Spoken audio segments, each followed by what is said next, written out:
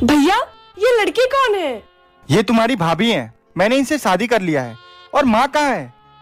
माँ, माँ।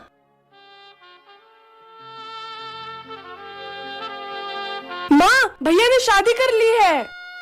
क्या तूने शादी कर ली? अरे मरे बप्पा रे बप्पा, पूरे गांव में नाक कटवा दिया। आखिर ये लड़की है कौन, कहाँ रहती है, आखिर इसकी जाति क्या है? माँ, मुझे इनके बारे में सब पता है।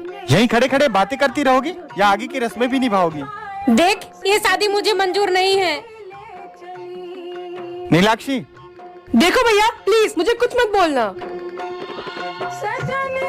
सोना, तुम यहीं खड़ी रहो, मैं आता हूँ। अभी तुम थक गई होगी, बैठो आराम करो।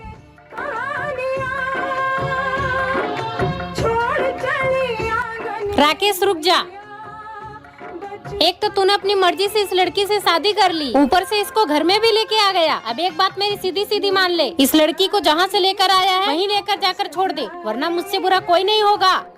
माँ, मैंने सोना से शादी कर ही लिया है और सोना घर में आ ही गई है, तो अब सोना कभी भी इस घर से बाहर नहीं जाएगी। आप लोग को अच्छा लगे या ना लगे। एक तो पता नहीं किस जात की लड़की से तूने भगाकर शादी कर लिया, ऊपर से मुझसे ऊंची आवाज में बात कर रहा है। माँ, हम लोग थके हुए हैं, मुझे लगता है हमें आराम की जरूरत है, तो हम बाद में बात करते हैं। एक बार मेरे माँ बाप को अपने माँ बाप की तरह समझो तो सही। यही बात अपने माँ बाप को बोल के दिखाओ कि बहू को बेटी की तरह समझो तो सही।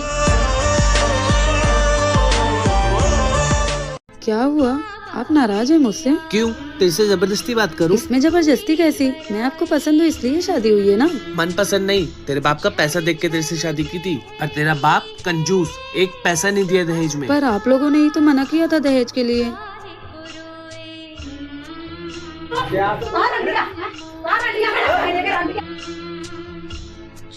ननद जी, ये बाहर झगड़ा किस लिए हो रहा है? तुम्हारी वजह से। मेरी वजह से? मुझे तो आए इस घर में अभी एक दिन भी नहीं हुआ। क्योंकि तुम्हारे बाप ने दहेज नहीं दिया। लेकिन इन लोग ने ही तो बोला था कि मुझे सिर्फ लड़की चाहिए, दहेज के नाम पे तो कुछ मांगा ही नहीं। अगर ऐसा ही था तो मम्मी पापा को बोलना चाहिए था कि हमें दहेज चाहिए। मम्मी पापा ने तो सोचा आप लोग भले इंसान हैं, इसलिए उन्होंने सिर्फ अपनी बेटी उठा कर दे दी।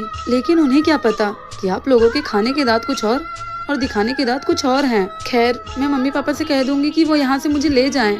जहाँ लोगों को पैसों की कदर है, बेटी की नहीं। आखिर कब तक ये सब होता? ननद जी। जी भाभी।